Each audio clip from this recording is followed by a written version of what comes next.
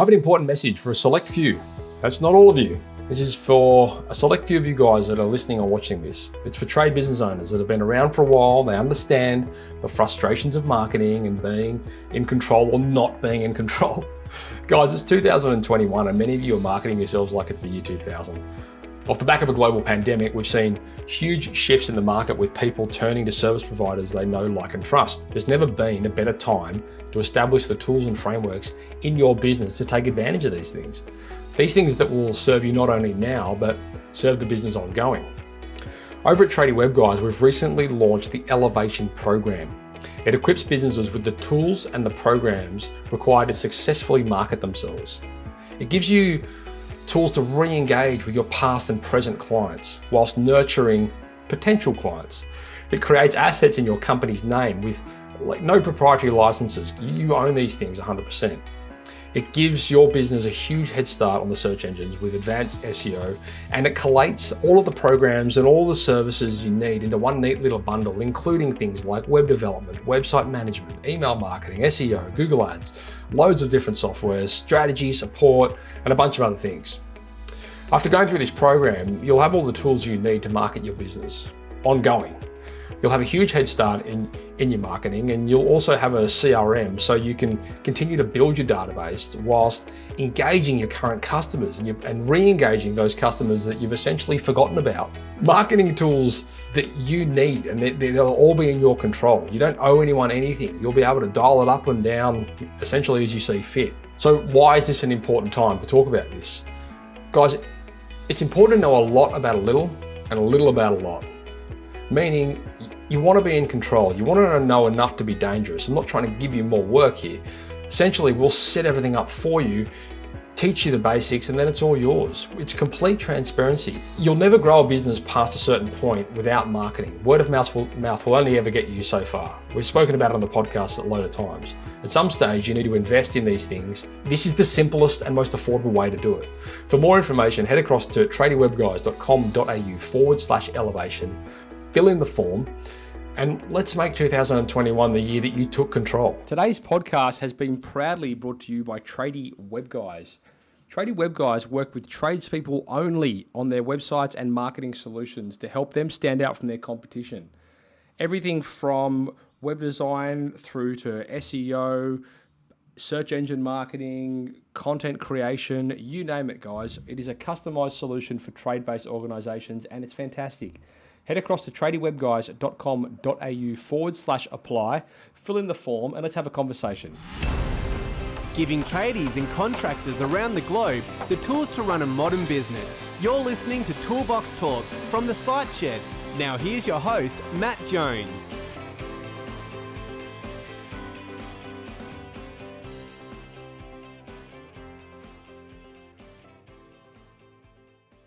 Jen, welcome to the Site Shed podcast. Thank you, Matt. Great to be here. Lovely to have you. And so we're here today to talk about, we've got a couple of conversations coming up, and this is the first one. So this one, we're talking about how to adapting your business to accommodate for physical and mental health conditions. I know you've been in the group as a member for a while there, and thank you for your contributions and support. Maybe we should start with a bit of background to you and your interests and profession, and, I suppose a bit about your background. Sure. So, look, essentially, if I start off with me, I am a rehabilitation expert by trade. I'm a rehabilitation counsellor, have been for close to 30 years. That's my training, but over the last 30 years, I have also been involved in the startup, operation and sale of a bunch of other businesses as well. And so I have this combined talent, I guess, of understanding medical rehabilitation, treatment side of when people are recovering from physical, mental health or other illnesses. And I've also been working in the life and health and workers' comp insurance industries for the last 25 odd years. Right.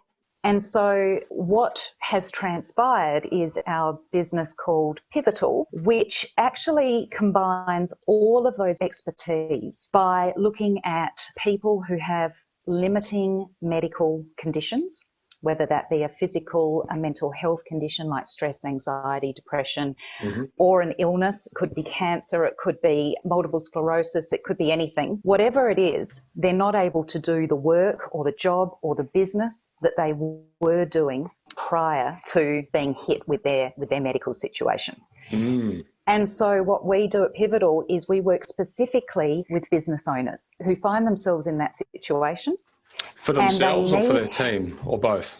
Could be anything. Could be for themselves. So if they're a sole trader, it starts off looking at themselves and what they need to do in order to progress their business to a business that is able to be productive, with them operating in sort of a different capacity because they can't do everything that they may have used to be able to do. Yep. Or if they've got a team of people, then it might be that they've actually got to restructure their business so that their team steps up into positions that maybe they can't do themselves, or they've got to modify their own role, or they've actually even got to look at restructuring or modifying or pivoting the business themselves to accommodate the fact that they can't do what they used to do. So essentially, we are business and health support providers and mentors. We take them both into consideration. We develop business plans that encompasses their business needs moving forward, as well as their health needs. It's interesting, isn't it? Like, I mean, I'm sure we're going to get into it a lot more. You know, when I was growing up doing my apprenticeship, there's obviously a lot of emphasis put on, you know, safety, but it was always, and conditions, but it was always more from a physical point of view. And, you know, lately, you know, we've seen this huge, there's so many conversations, and we've done so many podcasts, you know, on mental health and on things like that over the years. And it wasn't even really mentioned back, you know, even 20 years ago. Like, people didn't really talk about that sort of stuff. And now it's becoming so prevalent, and there's so many people, you know, conversations that are coming out of the woodwork for the better, I should quantify, you know, in relation to these things.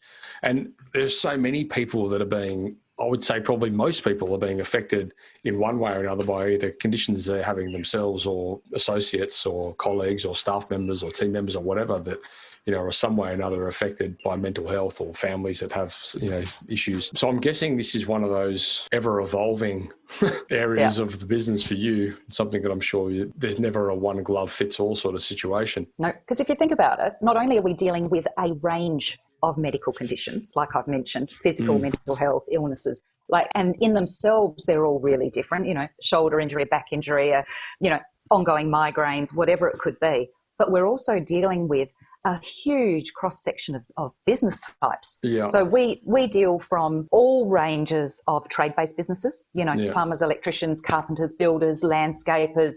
I met with somebody who specialises in pressure hosing solar panels and gutters, and, you know, so all of that. Plus we deal with people who are consultants or engineers, or have a startup idea, or they want to, you know, explore a business possibility. Like, they want to look at, well, if I did this, what would happen? So we do some scenario planning around it. So really diverse. So I'm curious as to how, maybe you can shed a bit of light on how that scenario planning might look from a mental health point of view for, I mean, we may as well speak to, you know, plumbers or builders or whatever, because, I mean, there's a huge issue in the industry with, you know, mental health and growing suicide rates and all this kind of stuff within the trades, which is kind of brushed under the carpet to a degree.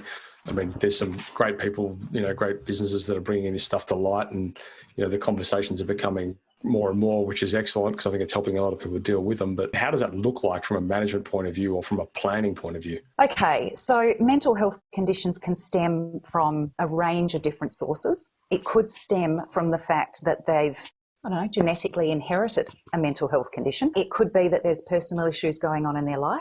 Yeah. And, you know, that's making them feel really down or distracted. It could be causing anxiety. It could be as a result of the business, you know, that there's, you know, financial difficulties, or they can't juggle everything, but, I mean, or they're losing staff. This is the thing though, isn't it? I mean, like, when people, like the whole term, I mean, and this is something that I must admit, I've said it on the podcast before. I've had some great people on the show. Jason Spall, whose, you know, brother committed suicide, you know, years ago, and he came on the podcast to talk about that and some of the issues around that. And we had the guys from Trade Mutt come on, and they were talking about, you know, the things they do in the space in relation to bringing awareness to mental health, so on and so forth. And for someone that doesn't really have hasn't really struggled with mental health in the past, and for a lot of the listeners and viewers out there, they'll be able to relate. It's kind of one of those things where you can't fully understand the troubles that people are going through. And we all go through ups and downs in business, and, you know, some days you're more stressed than others. And I wonder, is that anxiety, or is that, like, I don't know. I don't really know what anxiety is. And I feel like I feel like sometimes I've got a friend who recently passed away, killed himself because he had anxiety, which led into chronic depression and all this kind of stuff. And so many of us as his mates would stand around and just sort of think, mate, what are you talking about? Get over it, suck it up. And it just, like, no one really understood. And I don't really know and I'm sure there's a lot of people out there that would relate to this, you know, like I don't really know how to handle those situations. And I'm sure a lot of people out there don't really know how to treat people that are having these issues, or how to relate to them, or, you know what I mean? Yeah, I do. And look, I guess, you know, while I'm a rehabilitation counsellor and we do a lot of unpacking in our sessions, you know, we unpack what is really going on in someone's life. We unpack what's going on in the business. We unpack what's happening that they hadn't even seen happening, you know, like the stuff they don't know. And so through what we do in our conversations, where we use business, I guess, as a little bit of a therapeutic tool to not only help them to take some control over, you know, because like you said, it's not a topic that people just readily bring up. Like, you don't go to the pub and go, oh man, I'm feeling really anxious. I've got the heart palpitations, or I can't sleep, or I shake. Like, there are just small things like that people might just, disregard, or definitely not want to talk about. So if you can use the idea of the fact that, look, there's something tangible here that's not working. My business isn't working. And my business isn't working because I've got a buggered back, or my shoulder, I've had to have shoulder surgery, or I can't lift and push and pull the way I used to. And so I can't say yes to the jobs that I want. I'm losing clients. That feels really bad. Like, there's a whole sort of sense of the ego being affected. Mm-hmm. And so then if we can use sort of looking at the business as a tangible way of, how can we improve your business? How can we take all of those medical limitations and restrictions, package them up, look at what you could be doing as a business owner to bring in more customers, improve the bottom line, adapt your role, maybe take on some subbies. And I know you've had problems with the subbies in the past, like they've let you down or whatever, but let's find a way that you can do it differently. Basically by unpacking the business, what happens in that process is we really start to work out what's really going on. Yeah. Like, what is it that you're not doing well? What is it you've not been able to own up to that you find really hard? Are you struggling in the digital world? Like, do you know you should be on Facebook, or you should be, I don't know, doing something else? And all of a sudden you're going, but I don't know how to do it. How do I ask for that? So with what we do at Pivotal, which is this combination of mentoring somebody through improving their business and redefining their business goals by looking at their health and their mental health and all of that, then we can actually find some solutions that is, in a way, a little bit like, I don't know, it's finding a better way and feeling good about it at the end of it, and having a business that's profitable, ideally. It's interesting, isn't it? Like, so many of these problems that people have, and like, I'll be honest, I've had a really super stressful last week in business, and there were a lot of things that were going on. One of them resulted in one of our staff members getting fired and all this kind of stuff. And it was stressful. And I feel like I probably managed it relatively well, because I've just learned over the years how to deal with that sort of thing. But if that was a situation that I would have been put in 10 years ago when I started in business, I probably would have been in a puddle, you know. And I think over the years within dealing with business, you kind of start to realize what's really super critical and what's super just, fabricated in your own head. But I think, for a lot of people out there just starting out, some of these problems can seem a lot bigger than they actually are. And also, there's a lot of things that I think people don't understand they are in control of. And there are so many things that you can do to mitigate a lot of these huge stresses, that most of which are fabricated, Well, even fabricated in our own minds. 100%, that's what I mean. Yeah. I think so often we work ourselves up into these stressful scenarios when the reality is far less significant than what we're actually making it out to be, I also think that accepting that something has to change is really hard. So if you look at, at your typical self-employed, trade-based business owner. They've been doing their trade, since they were 18, 20, maybe even younger, and they're now in their 40s, right? Yeah.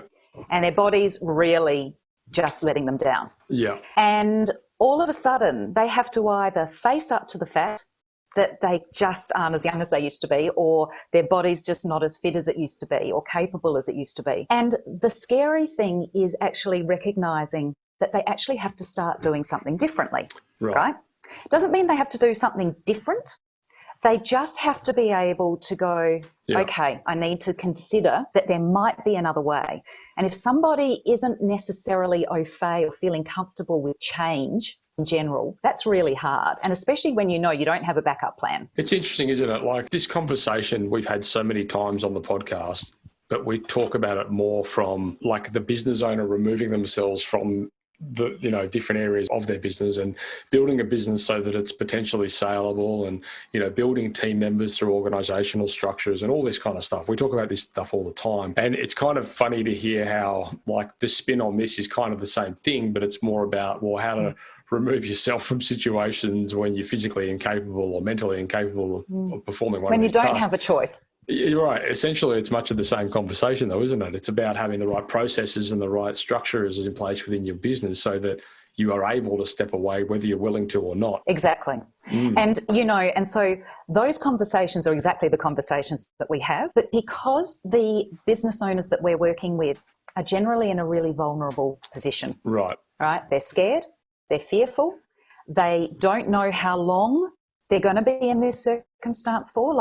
We all hope that when we injure a back or we have, migraines that don't go away or whatever, that, it'll be fine tomorrow, or it should only take a week. But then when it doesn't just take a week, and it keeps going, and all of a sudden you're faced with this possibility of it actually being a thing for a long time, that's when reality sets in, and that's when things like mental health can come later, like as a result of a physical condition that holds you back. So you end up having to juggle these two limiting conditions. And because people feel so vulnerable, particularly around having to look at change, you actually need a particular type of person to guide you through the process of how you do that. And that's where, as health practitioners and counsellors, we're really adept at doing it, because we know how to do it so that we're not just, we're doing it gently. We're doing it in a really structured way. We're doing it bite-sized. Sometimes we might have to include a conversation with somebody's life partner, with their spouse, because it's the spouse who's sitting, at home seeing copping the brunt of it. Copping the brunt of it. And they don't know what's going on. Like, they don't know what's going on in their spouse's business or in it. So I say to them sometimes, bring your spouse. Let's get you both talking about what is it you both want for your life, and then let's adapt the business to that. And I mean, talk about like a hard conversation, like it's bad. And you can imagine having issues at work and then bringing it home and then having to have the same conversations with your partner when you're just trying to get away from it all, Yep. And generally they don't. Right. Sometimes the partner, the spouse is doing the books on the side, right? So they're sort of seeing that the revenue is not coming in the way that it used to. Yeah. But like you said it, Matt, it's the hard conversations. It's the hard facing reality that is the most difficult. And you can't just chuck business fix-it strategies without also considering that we've got to take into serious consideration that there are vulnerabilities that are at play here. And if we don't handle that properly, it could be business shutdown, let alone life shutdown, like your friend or whatever, anyway. I mean, and the thing is as well, I suppose, like when you're in these situations, these stressful situations, and whether they're like debilitating or not, you tend to make pretty shitty decisions. True. And well, I mean, depending on how you handle it, and I think that's something that would in almost every instance be a valuable conversation to have with somebody that's qualified, just to make sure that you're not making rash or, I suppose, reactive decisions, because you see that happen a lot. Oh, look. Especially current climates. Oh, God, can I just say that the whole pandemic issue and obviously the restrictions and lockdowns that came as a result of that, in the business owners that we were working with that may have had a physical condition only that they were trying to manage their business through, ended up having this overlay of all the worry and the concern and the uncertainty about the future all just layered on top of it. And in a lot of cases, it all that broke the camel's back. So we ended up with people who just, as a reaction, without thinking things through, just in small, bite-sizable chunks, they just made the decision just to close down. I'm sure. Or they made rash decisions in employing or subcontracting the wrong type of person or going for the wrong type of business. Well, and this is another thing that I wanted to... This is, I suppose, another really important thing that we should cover, because as much as we're talking to adapting the business to accommodate for, physical and mental health of the owners, but I mean, also, and I'd love to hear your take on this, because I've got quite a few colleagues. Actually, there was a comment in the group only recently, maybe last couple of weeks, where someone was saying, one of my staffs all of a sudden decided that, was come out and said he's need to take all these mental health days, and it's a hard liability and burden for a business owner to bear, regardless of, the reality of the situation. And he thinks that this guy's essentially taking the piss, And so I'm curious to see, what the right process is in situations like that, when you're a business owner, you've got somebody who's working for you who you think is not telling the truth and just taking you for a ride. Oh God, do you have a whole nother session for that one? That's huge. Okay, so look, I'd be interested to know how it was responded to, but essentially there is a real process to it, and you have to actually have your wits about you. You have to be calm, considered, patient, rational. You have to have the end goal in mind. You can't be just thinking with your anger or your sense you are being taken for a ride. You actually have to look at it, and actually even maybe the hardest bit is thinking about, well, what if it is actually the case? Like, what if they're telling the truth? So you have to go into it with a really fair analysis from both a business owner with your business owner's hat on and with the hat on as this person potentially really not being well, and going, okay, so how can we manage this? What is it that is going to be fair to us as a business? What is it going to be fair so that, if you are not well, how do you recuperate within a timely manner? So I would be suggesting, and this is where it's a really good opportunity for a business to really look at their systems and processes. What is their systems and processes around managing difficult situations like that? What are the conversations that are had? How's it documented? How frequently are you speaking to that person? Do you ask for medical certificates? What's your policy around that? If even if you're a small business, these are some of the things you've got to have in place from a risk management perspective, because the minute you piss off your staff, you know what it's like. The potential and the fear as the business owner is that they're going to go and lodge a workers' comp claim. Yeah, we've all had those fears. So this is about coming across as an employer who really does want the best outcome for both of you, and being really transparent about that in your conversations and documenting that and looking at what does the industrial law say. Like, go to an expert about who deals with HR and industrial law and work, and find out, well, what are my rights? What are the boundaries that I can push? But I think the most important thing is communicate, and communicate regularly. Even though that's hard. It's such, I remember growing up in my apprenticeship, doing my apprenticeship, if you'd have gone to the boss, 20 years ago and said, oh, I want to have a mental health day, they'd be like, what? It's not even a thing. But I feel like now it's common play, and quite a lot. I'm taking a mental health day. But I also honestly feel like some people do use it as a bit of a piss take. And I think some people, to the detriment of people that actually have significant issues, and they actually really do need the support in these situations. To be honest, it's probably no different to, the only difference is it's probably easier to get away with because it's harder to prove them wrong. If you've got a broken arm, it's a broken arm. Yeah, exactly. So perhaps what you're saying is right. You need to have policies in place where, okay, sure, go and get a medical opinion on this and come back to me, But then again, I don't even know how, if you go to a doctor and you say, look, I've got a mental health issue and I need to have a week off work. They say, okay, well, what's their process behind it? Because they can't just say, no, you don't. No, true. Sure, true. It's a certificate, take a week off work. No, well, a GP has got their criteria that they follow, and I guess if they've got concern, then they fill out a mental health plan, and then they go off to a psychologist. But of course, seeing a psychologist these days, they're so banked up that it takes quite some time to get into a psychologist who can help. So there's problems around that. And for a larger employer, they may have an employee assistance program counsellor available that the employer can just say, look, why don't you just go and we'll give you, we'll pay for 1 or 2 sessions with our EAP. Yeah, I think it'd be fair to say that none of the listeners and viewers, trade businesses would have anything like that. No. But, it's not a bad thing just to, if you're looking at a risk mitigation strategy in your business, even if you're just a one-man band who outsources, think about, like, not necessarily having a psychologist on the side that you can recommend them to, but who's the backup if your subbies can't turn up? Okay, so Joe Blow can't come. I've got 5 other people that I can contact. And I guess on that note, one of the, and this is probably really off topic, but I mean, it's part of what we discuss as well, is what's your onboarding strategy? When you're taking on staff or subcontractors, what are you looking for? Like, they actually, sometimes I know you're desperate and it's really hard to find suitably skilled, experienced people, to do your trade, to do the component of the job that you need done. But sometimes the desperation just isn't worth it. Sometimes you're better off going, okay, so what are my values as a business owner? And really consider what's the most important thing. When you're looking to take on staff or outsource, what are the key criteria that you're looking for? Is it that you just want them to do the job and you don't actually care if they have any values or principles or standards around that? Or do you actually value, in your recruitment process, do you value more somebody's motivation and loyalty or their commitment to doing a good job? And you can actually work out some of that stuff really easily. Like, there are some free tools on, like, doing really simple personality profiles. Profiling, yeah. And just by part of your onboarding process is send them a link to one of these profiling tools.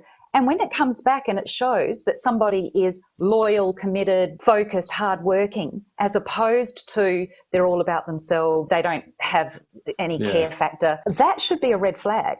Yeah, that's right. I mean, that's kind of, I suppose that it is kind of a segue, because then we're sort of talking then about recruitment process and, personality profiling. I feel like realistically, we're talking about adapting a business to accommodate for physical or mental change, like things that have happened where people have been taken from where they were to a less state. So I suppose that adaptation process, I think that's something that I think, like you say, that's something you should prepare for. We should all be prepared for.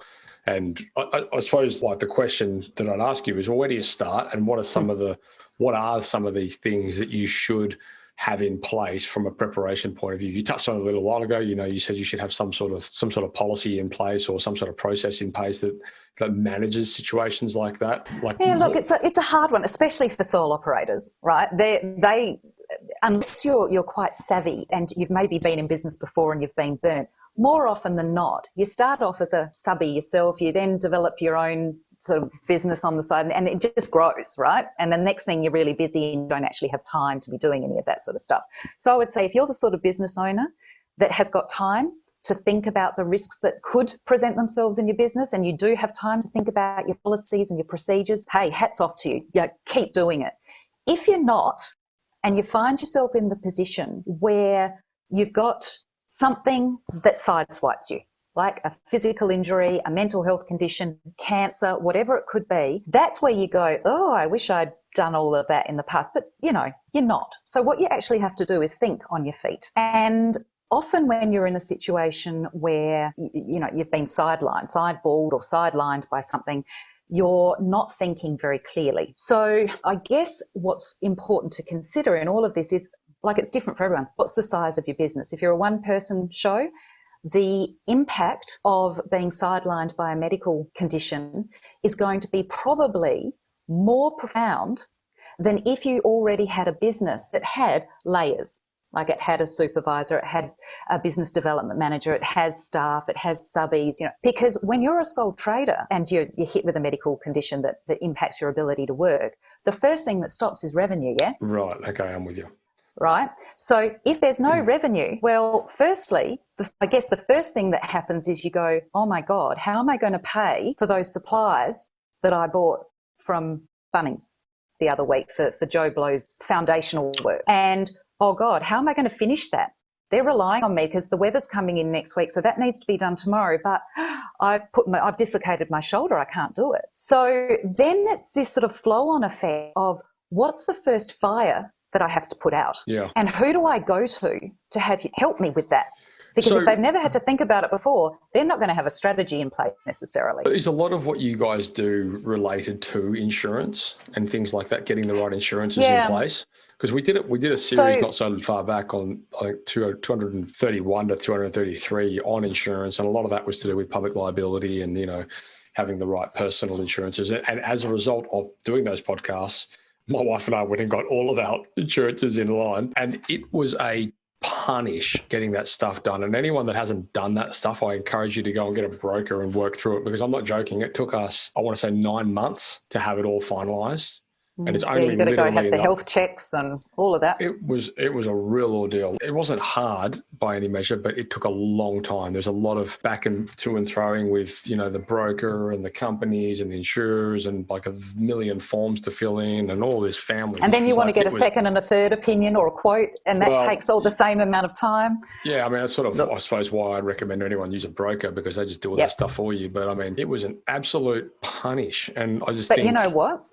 It's completely worth it. If you are a sole trader or a proprietary limited company or anything like that, you probably are not, or possibly not, entitled to workers' comp. So if something goes wrong, you may not have workers' comp to fall back on. But what happens if you have an injury or illness that's not work-related? Your business is in dire straits. Right. So most of the people that we work with at Pivotal are in receipt of income protection, trauma, or some sort of life insurance, whether it be from their super policy or standing outright. Yep. And so we get the referrals come through for us from the insurer, right? Yeah, okay. So that means that this service is free of charge to anybody who is a self-employed business owner and thinks they need help to match their medical condition with their business needs and develop a plan that takes them both into consideration. So are you essentially one of those potential brokers? Like if somebody came, we're not a broker, right? Okay, so you would, but you'd be able to help people that didn't have the right insurances in place, or is it too far gone at that point? Like now they've got a busted. These people that we see have already they've got an insurance policy, and they're accessing it.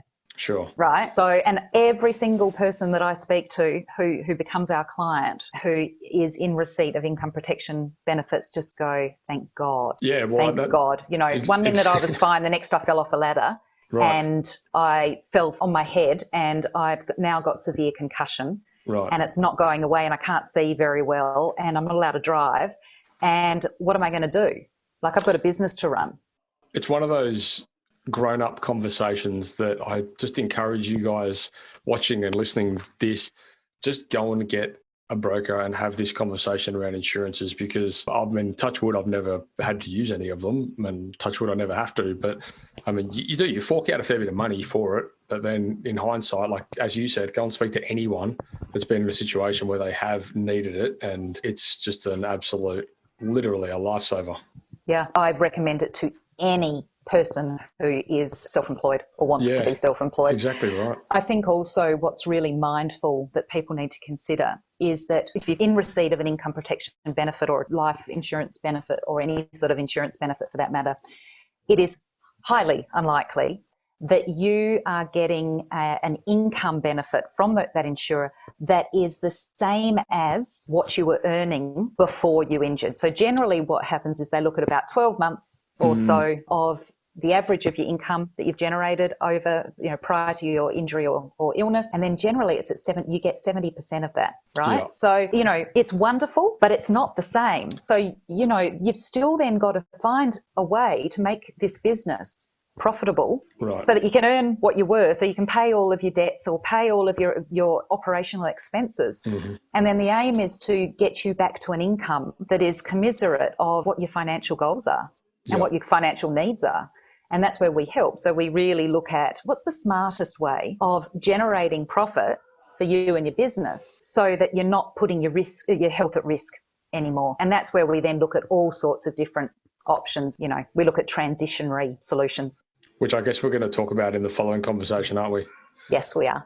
All right, great. Is there anything you wanted to add into that conversation? Into the conversation around adapting the business? Yeah, the one we're having right now. All right. So, look, I think before we go into transitioning, It's a bit hard because there's a little bit of an overlap. I think there are sort of a bunch of things that sort of need to be factored in, and that is, has a business got a business plan? And I don't mean, a 30-page business plan, but is there something really simple that outlines where they want this business to be in 12 months' time? Are we talking now about the transition, or are we still talking about No, well, adaptation? I'm still talking about the adapting, because in the adapting to an injury or an illness, you've actually got to start thinking about what your goals are. Sure. And if you can, actually adapt your mindset around rethinking those goals, that's the hard bit. Then you're one step ahead of being in that place where you felt stuck and paralysed and unable to make a decision.